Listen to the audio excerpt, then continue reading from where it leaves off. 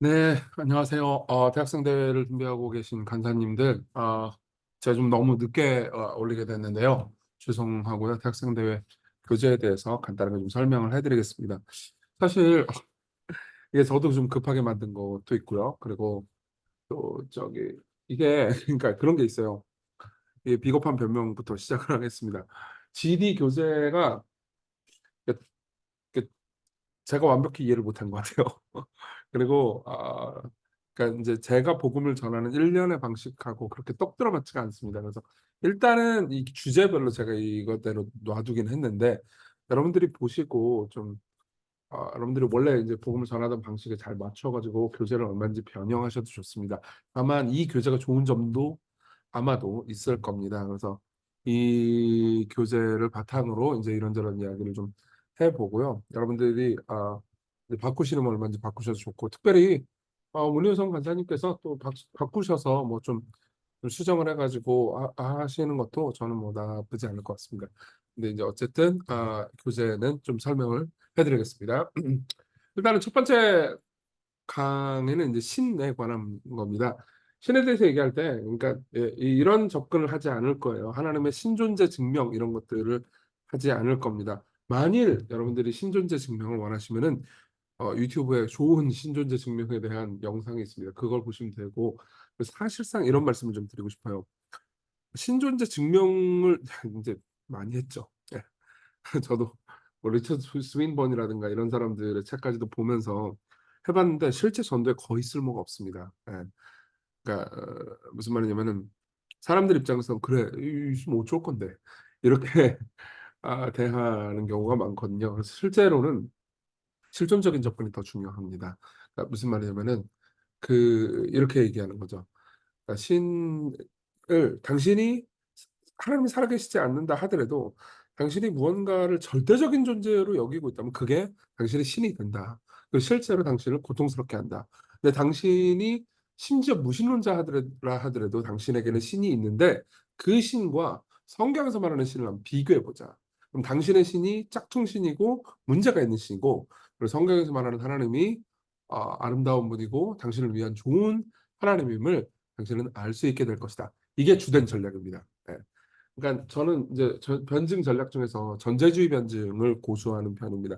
전제주의 변증을 이제 내러티브 변증과 섞어 가지고 변증을 하는 전략을 취하고 있고 이게 제가 생각할 때 정말 정말 다양한 변증 방법을 썼거든요. 근데 가장 그러니까 실전 전도에 있어서 가장 효과적이고 사람과 대화를 나누기가 좋은 방식의 전도였습니다. 그래서요, 저는 이제 첫 번째로는 그러니까 이제 전제주의 변증에 입각한 이제 변증 방법으로 하나님이 살아계심에 대해서 이야기를 하려고 합니다. 이제 성경 읽기, 성경 읽기는 이제 본문을 읽으시면 되고요. 그리고 이제 요거는 데이비드 포스터 월리스라는 작가가 쓴 글입니다. 이 사람 무신론자예요. 예. 무신론자인데 이 사람이 여러분 뭐 소모임 할 때 얘기해 주셔서 좋은데요. 이분은 어, 이제 그 여러 문학상을 탄 무신론자이면서 영문학 교수이기도 하고요. 그리고 이제 굉장히 다양한 방식으로 글, 에세이, 소설을 써가지고 미국 사회에 영향을 많이 미친 사람이에요. 근데 이 사람이 한 말 중에서 이런 말이 있습니다. 삶이라는 매일매일의 전장에는 무신론이라는 것이 실상 존재하지 않습니다. 그러니까 본인도 무신론자긴 했지만 제가 아무리 생각해봐도 신이 실제로 있든 없든 간에 무신론자는 존재하지 않는다라는 얘기를 하는 거죠. 그러면서 이런 이야기를 해줍니다. 우리가 숭배하는 것이 우리를 종속시킨다고 볼 수 있습니다. 만일 돈이나 물질을 믿는다면 그것이 우리의 인생의 진정한 의미를 구축한다면 그게 당신이 그 말은 무슨 말이에요? 돈과 물질이 당신의 신이라는 거죠. 더는 필요 없다는 충족감은 결코 가질 수 없습니다. 절대로 충족감을 느낄 수 없습니다. 자기 자신의 육체의 미모, 성적인 매력을 중시하는 사람은 자신이 항상 못생긴 것 같은 느낌에 사로잡힌 채 삽니다. 시간과 나이의 흔적이 보이기 시작하면 최종적으로 땅에 묻히기 전에 100만 번씩 죽었다 깨어납니다. 어떤 의미에서 모두 우리는 이런 사실을 알고 있습니다. 권력을 숭배하는 사람은 자신이 약하다는 두려움에 가득 찬 인생을 살게 되고 그 두려움을 물리치기 위해 타인에게 살림을 점점 더 필요하게 됩니다. 그러면서 이제 이 메시지를 읽어 주십시오. 뭐 누구 보고 읽어 달라고 하셔도 좋고요. 그리고 문제는 이러한 예배가 무의식적으로 진행된다는 데 있습니다. 요거까지 더 얘기를 해주십시오. 그러니까 심지어 무신론자라 하더라도 우리 모두는 절대적인 존재를 섬기고 있다는 거죠. 그게 신이다. 라는 것부터 출발해서 이야기를 풀어가시면 되겠습니다. 기독교적인 용어로는 이제 우상인 거죠. 근데 우상이라는 단어를 여기서 안 쓰시는 게 중요합니다. 왜냐면 우상이라는 단어가 사람들에게 종교 용어로 이미 머릿속에 정착이 됐기 때문에 우상이라는 단어보다는 그냥 신이라는 단어를 계속 쓰시는 게 더 낫습니다. 자, 그러면 자기가 섬기는 신이 누군가를 예, 좀 알고 싶겠죠? 그래서 요 질문들을 읽어주세요. 예. 다섯째는 안 읽으셔도 됩니다. 신자들에게 유용한 식물법인데 그 앉아있는 사람 중에서 신자도 없지는 않을 겁니다. 아예 없다면 상관없는데 어쨌든 이 다섯 가지 질문들을 물어보십시오. 예, 물어보시고 특히 요거 가장 돈을 스스럼 없이 사용하느냐, 누구에게 가장 스스럼 없이 사용하느냐 이렇게 물어보셔도 좋습니다. 그래서 이런 질문들, 이 질문들을 쭉 던져보시고 이걸 할 때 중요한 것은 인도하는 인도자도 자기의 우상, 자기의 신을 솔직하게 고백을 하는 겁니다. 나는 하나님을 절대적인 존재로 믿지만 종종 하나님 대신 이런 우상들을 섬길 때가 있어요. 그러면서 정직하게 이야기하는 것도 이 공감을 자아내고 그리고 사람들이 이제 솔직하게 대화할 수 있도록 돕는 방법입니다. 여기까지만 해도 이 대화를 좀 풍성하게 이끌어 나갈 수 있을 거예요. 이야기 사람들이 많이 해줄 겁니다. 그리고 그 다음에는 이제 이 모든 신의 이면적 신이 무엇인지 생각을 해보는 거예요. 이면적 신. 이 이면적 신은 뭐냐면은 봐봐요. 요걸 읽으셔도 좋은데 이제 좀 설명을 해드릴게요. 똑같이 돈이 우상인 두 사람이 있다고 합시다. 두 사람 둘 다 돈이 우상이에요.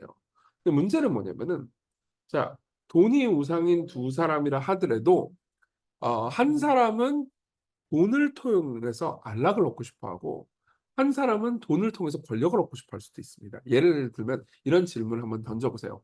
당신은 연봉 1억을 주면 하루에 8시간을 일하면 연봉 1억을 준다는 직장. 그 뭐 괜찮아요. 워라밸이 좋아. 그럼 편한 직장을 다니고 싶습니까? 아니면은 12시간을 일하더라도 3억을 주는 직장을 다니고 싶습니까? 평생. 둘 다 평생이에요. 예. 그렇게 한번 물어보세요. 그러면은 전자, 즉 1억을 선택하는 나는 워라밸이 더 중요해요. 라고 선택하는 사람은 돈을 원하는 목적이 안락이에요. 예. 그러니까 어느 정도 안락하게 돈이 있잖아요. 그럼 그다음부터 더 돈을 원하지 않을 겁니다. 그럼 그 사람은 진짜로 원하는 게 돈이에요. 돈이 아니고 돈을 통해서 얻고 싶은 안락인 거죠. 근데 어떤 사람은 더 큰 걸 하고 싶어 합니다. 다른 사람을 부리고 싶어요. 더 대단한 일들을 이루고 싶어 합니다. 그럼 그 사람은 뭐예요? 권력인 거죠. 이해되시죠? 그렇죠? 왜냐하면 권력까지 얻으려면 연봉 1억까지는 택도 없거든요. 더 많은 돈이 필요해요. 그래서 돈이라는 표면적 우상이 있잖아요. 그러면은 그 표면적 우상 뒤에 이면적 우상이 보통 네 개가 있습니다. 이 존재를 이제 진짜 신이라고 볼 수 있죠. 이 신을 네 가지로 이야기할 수 있습니다. 안락, 인정, 통제, 권력. 네. 안락, 인정, 통제, 권력. 그래서 안락은 이렇게 말합니다. 특정한 쾌락과 삶의 질을 누려야만 삶의 의미와 내 가치가 성립된다라고 생각을 해요. 예. 이게 이제 안락의 우상이 말하는 거고요. 그리고 인정은 누구에게 사랑받고 존중받아야만 내 삶의 의미와 가치가 성립된다. 그럼 그 사람은 계속해서 집착하게 되죠. 예. 그게 부모님일 수도 있고요. 그러니까 어린 학생들 같은 경우에는 부모님인 경우도 많아요. 보통 여자친구 혹은 남자친구인 경우도 많습니다. 그리고 통제는 뭐냐면은 특정한 분야에서 내 삶을 정복할 수 있어야만 삶의 의미와 가치가 성립된다라는 겁니다. 이런 사람 같은 경우는 자신이 세운 계획이 칼같이 진행되지 않으면은 되게 힘들어하죠. 그리고 권력은 뭐예요? 남에게 행사할 권력과 영향력이 있어야만 삶의 의미와 가치가 성립된다. 사실 이거는 권력은 20대 초반의 젊은이들은 별로 없을 거예요. 보통 안락이랑 인정이 많습니다. 특히 인정이 되게 많아요. 그걸 이제 염두에 두고 이제 설명을 해주십시오. 그리고 나서 이런 이면적 부상은 정서적인 부작용을 낳는다라는 것을 말해 주십시오. 만일 어떤 사람이 안락의 우상을 섬기고 있잖아요. 그러면 그 사람이 안락하기 위해서는 생산성을 줄여야 되겠죠. 나 자기 편하고 싶어. 워라밸 좀 놀고 싶고 쇼츠 보고 싶고 막 뭐 이렇게 힘든 일 싫어. 그러면 어떻게 돼요? 생산성을 줄여야 되고요. 그리고 위험한 일을 별로 좋아하지 않겠죠. 그렇죠? 그러면 무슨 문제가 발생하느냐? 스트레스하고 요구 사항을 싫어하게 됩니다. 그러니까는 막 부모님이 뭐 해? 그럼 막 분노해요. 예. 부모님이 이거 해 저거 해 그러면 막 스트레스를 주면은 막 너무너무 힘들어합니다. 교회에서도 뭐 스트레스 주고 막 대학생 대회 가자 뭐 이렇게 스트레스 많이 받나요. 예. 내가 안락하기를 되게 좋아하거든요. 그럼 무슨 문제가 발생하느냐? 그 주변 사람들이 괴로워요. 어떻게 괴롭냐? 상처를 받거나 짐을 자신이 져야 돼요. 생각해 보세요. 어떤 조별 과제를 한단 말이에요. 조별 과제를 하는데 한 명이 안락의 우상을 섬기고 있어요. 그래서 웬만하면 자기한테 오는 스트레스가 적었으면 좋겠어. 그러면 그 짐을 다른 조언이 대신 져야 되겠죠. 그렇죠. 그러니까 안락의 우상을 섬기는 사람은 주변 사람들이 상처를 받거나 짐을 주변 사람들에게 넘기게 되는 경향을 띱니다. 네, 기억하세요. 그리고 본인도 감정을 가지고 있어요. 본인의 문제 감정은 지루합니다. 왜요? 진짜 가치 있고 내가 진짜 무언가를 이루어냈어. 열매를 맺었어.'라고 할 만한 일들은 보통 위험한 일들이에요. 그 스트레스를 걸머져야 되는 일입니다. 근데 이 사람은 스트레스를 싫어하고 위험한 걸 싫어하잖아요. 그러니까는 삶이 지루하고 가치 없게 느껴지죠. 공허하게 느껴지게 됩니다. 이해되시죠? 이걸 쭉 설명을 해 주세요.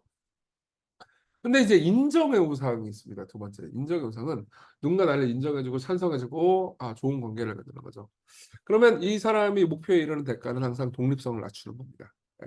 자기 자신을 독립성을 낮추고 그리고 인제 계속해서 의존적인 관계를 가질 수밖에 없죠. 그럼 뭘 두려워해요? 거절을 두려워합니다. 예. 그래서 이 사람은 거절도 못 해요. 예. 그러니까 누가 뭘 부탁하면 무조건 다 들어줘야 돼.